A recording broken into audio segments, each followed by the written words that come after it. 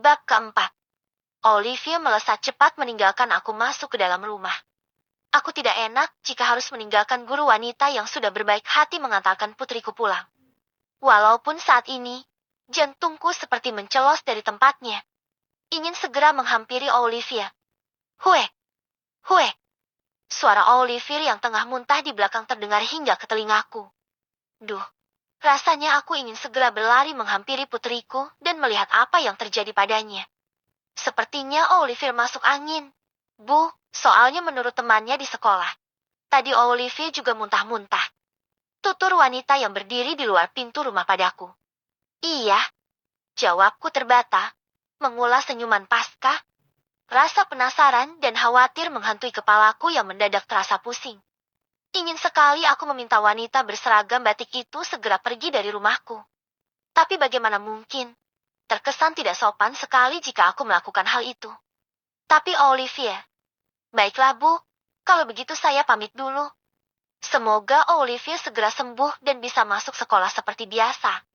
Wanita itu mengulas senyuman dan aku membalasnya dengan senyuman pasca. Iya Bu, sekali lagi terima kasih Ibu sudah mengantarkan Olivia pulang. Hatiku terasa lega. Akhirnya wanita berseragam batik berpamitan juga. Setelah memastikan wanita berseragam batik itu pergi, segera aku masuk ke dalam rumah, mencari keberadaan Olivia. Gadis itu tidak ada di dapur. Pasti dia sudah masuk ke dalam kamarnya. Benar dugaanku. Olivia sudah meringkuk di atas pembaringan dengan pakaian yang masih sama, putih abu-abu yang melekat pada tubuhnya. Lev. Lirihku mendekat dengan perasaan campur aduk. Hem. Olivia hanya berdehem saat aku tiba di sampingnya. Kedua matanya terpejam, wajahnya lelah dan terlihat pucat. Aku duduk di samping bibir ranjang tempat Olivia berbaring. Kita periksa ke dokter. Ya, Mama khawatir sama keadaan kamu. Ungkapku. Aku benar-benar sangat khawatir sekali melihat Olivia seperti ini. Enggak usah. Ma, Olive cuma masuk angin aja kok. Olivia menatapku dengan tatapan sayu. Lalu terpejam lagi.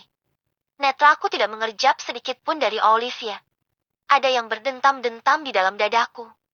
Aku harus membuktikan dengan pasti, jika memang Olivia tidak hamil, harusnya dia tidak menolak ajankanku. Sebentar saja, Liv. Mama takut kamu kenapa-kenapa.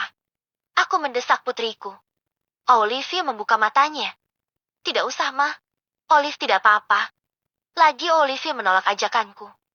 Ma, Olivia ngantuk. Bisakah Mama tinggalkan Olivia sendiri? Netra itu menatapku. Aku tidak bisa menolak permintaannya.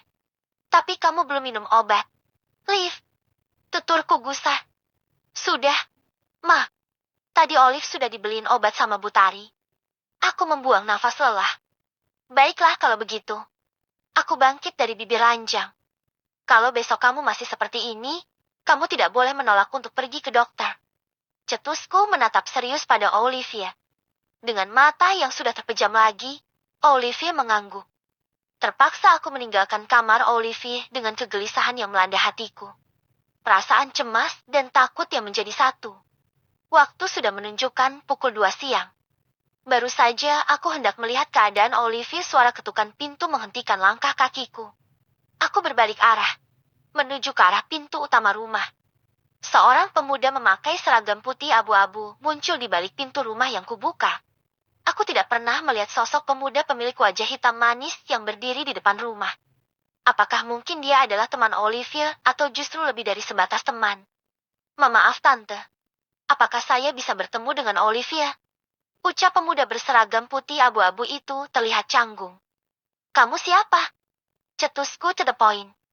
Karena aku memang tidak suka ada teman laki-laki yang datang mencari Olivia ke rumah. Dengan alasan apapun itu. Bagiku di usia Olivia saat ini, adalah usia yang rawan sekali dengan pergaulan bebas. Aku takut putriku terjerumus dalam hal yang tidak aku inginkan. Perkenalkan nama saya, Arvin. Pemuda itu mengulurkan tangannya padaku. Aku membalas uluran tangannya. Pemuda itu tersenyum kecil padaku. Sementara aku tetap memasang wajah datar dan dingin. Ada perlu apa, ya? Tanyaku setelah melepaskan jabatan tangan Arvin. Saya. Pemuda berkulit hitam manis itu terbata. Dari tatapannya tersirat sebuah kegelisahan dan ketakutan. Ia mencoba mencari celah untuk menatap ke dalam rumah, dari sela-sela tempatku berdiri. Aku menunggu dengan wajah tak berekspresi. Tangan pemuda berseragam putih abu-abu itu mengusap lembut pelipisnya yang basah sebab gugup atau takut. Aku tidak tahu memastikannya. Saya ingin menjenguk Olivier tante. Tadi kata teman-teman Olivier pingsan di sekolah. Tutur pemuda yang mengaku bernama Arvin itu. Aku mematung cukup lama. Pemuda itu juga menatapku gusar. Pasti ia sedang menunggu jawaban dariku. Tapi Olivier masih tidur. Kasihan kalau dibangunin.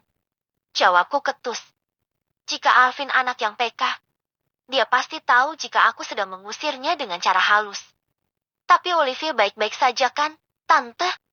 Tatapan cemas itu terlihat jelas olehku. Baik. Jawabku singkat. Syukurlah. Kalimat yang keluar dari bibir Arvin diikuti dengan ekspresi wajah lega. Apakah ada yang ingin kamu sampaikan? Nanti kalau Olive sudah bangun, aku akan mengatakan kepadanya. Tuturku setelah beberapa saat kami saling terdiam. Pemuda berseragam putih abu-abu yang berdiri di depanku terdiam dengan wajah berpikir. Seperti ada sesuatu yang ingin ia katakan. Sebenarnya saya ingin mengatakan sesuatu pada Tante. Tapi Tante janji jangan marah sama Olivia.